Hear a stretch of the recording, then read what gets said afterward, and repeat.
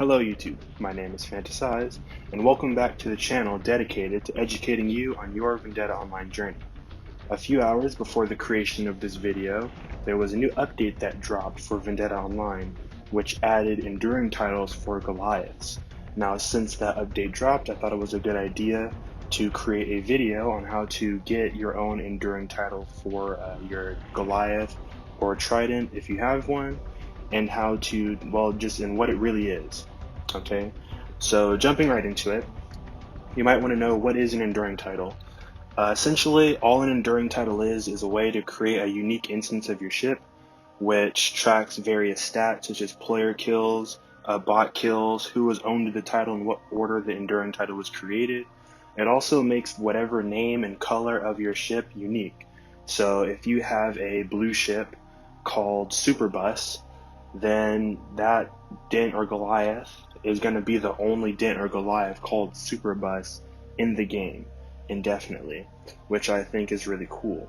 So in order to get an enduring title, what you're going to need to do is farm a item called Rarefied Heliocene Alloy and take that mission at M7. Now, you may not know what Rarefied Heliocene Alloy is, which is exactly what I'm going to jump into next by telling you, well, what it is and how to get it. So the first thing you're going to want to do is you want to know the requirements to, well, get it.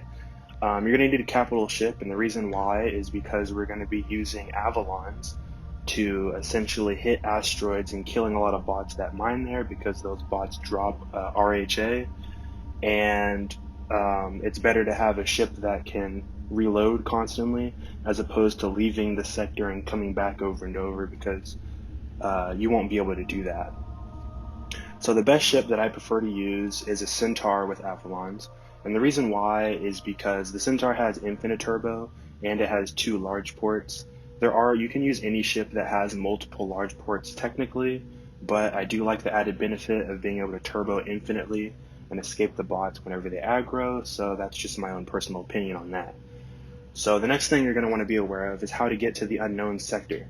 So there was a few updates ago, there was a new system added called the Unknown System, which is a system in Lados that doesn't actually show up as a wormhole on your sector map.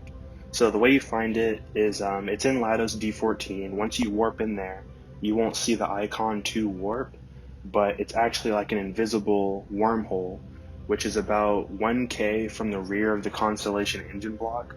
In the middle of the sector, there's a huge Constellation wreckage, and about 1,000 meters behind where the engines are is where that little wormhole is. So what you're going to want to do is when you warp into the sector, you're going to want to immediately just start flying towards that little area and warp out, because the moment you warp in, a lot of the bots in the sector will aggro you and try to attack you. So that's what you want to be aware of. Once you go through that hidden wormhole, it's going to pop you out inside of the unknown sector. And if you open up your radar, you'll notice it's blank. Every single system, or every single sector inside of that system is going to be a little black little square, because you won't be able to see anything. The only way you will be able to see anything is if you actually go to that sector, and it'll pop up on your map and register that you quote-unquote discovered it, which is really cool. So what you're going to want to do is you're going to want to dump your cav ship in some empty sector, right? Because you're not going to want to take this into the bots, because the sectors that has the bots that we're going to be farming, there can be, hundreds of them, and if they aggro onto your cav ship, it's most definitely certainly going to die, and you're going to have a hard time. So put it in an empty sector, and you're going to want to find a sector that has a lot of bots, right? And I'm talking in like the 300s or so. So if you go from sector to sector, obviously you want to go to the asteroid sector. You'll find these little areas where there's just hundreds of bots that mine on asteroids.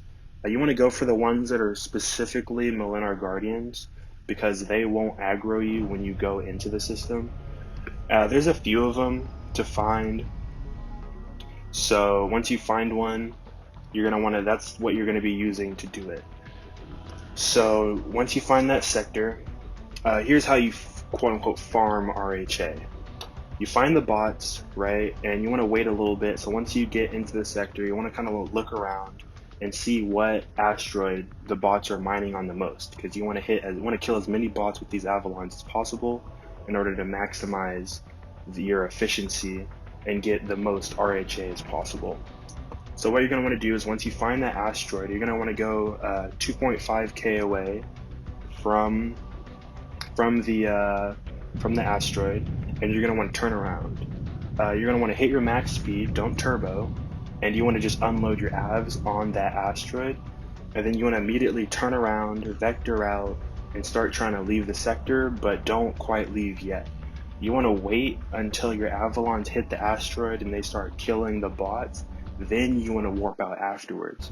And the reason why you want to do that is because if you don't, whenever you deal damage to the bots, a large group of them will actually aggro onto you and start chasing you.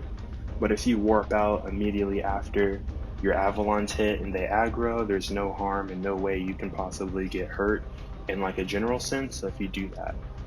And once you kill a bunch of them, you want to leave the sector, reload, and come back, but you don't want to do that too fast, because if you do it too fast, the bots will still be aggroed. So you want to give it around 10 to 15 seconds, which is about reloading. It's about how much time does it take to reload your avalons and get back, and then it'll rinse and repeat. And what you can do is in between every time you stack and you kill bots, whenever you first come back, is you're gonna want to scan the sector and see what you get. You get guardian cores.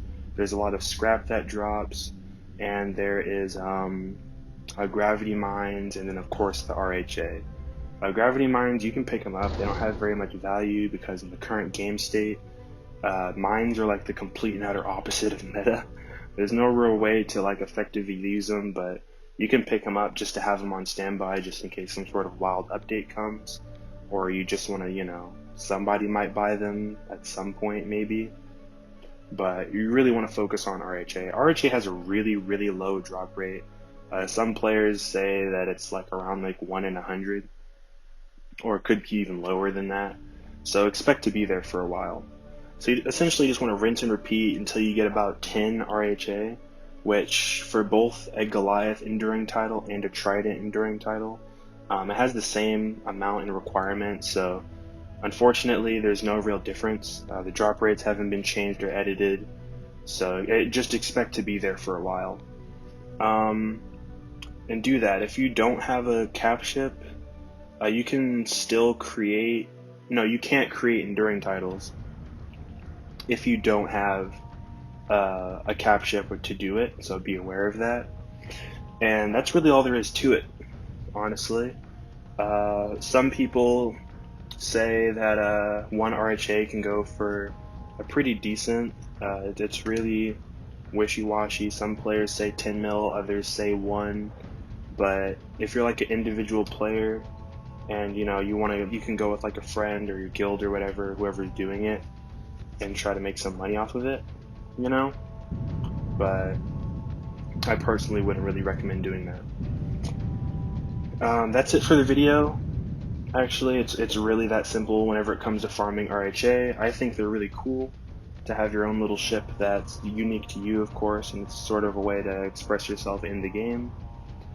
That's all for this video. I would like to mention to you guys that me and a group of friends have actually created a brand new Discord server that I'm going to put in the description down below, and I'll also make a pinned comment in the comment section down below. It's sort of like a little community where we can get together and play a bunch of different games, VO included of course, but believe it or not, I actually do play other games. And it's just a way for us to kind of just meet up, you to meet up, find some friends for any other games you play, and it's a really cool, just like a little hangout spot. So if you're interested in joining and being a part of that, go down to the description down below, go to the pinned comment, and just pick it up. Join, say hi, introduce yourself, and just be a part of this growing community. With all that aside, I would, if you liked the video, subscribe to the channel. If this is content you enjoy, please stick around and be prepared for more of it. If there's any ideas or if there's any questions you may have, put a comment in the comment section down below because I read them all. And that's it. My name is Fantasize, and I hope you guys have a good day.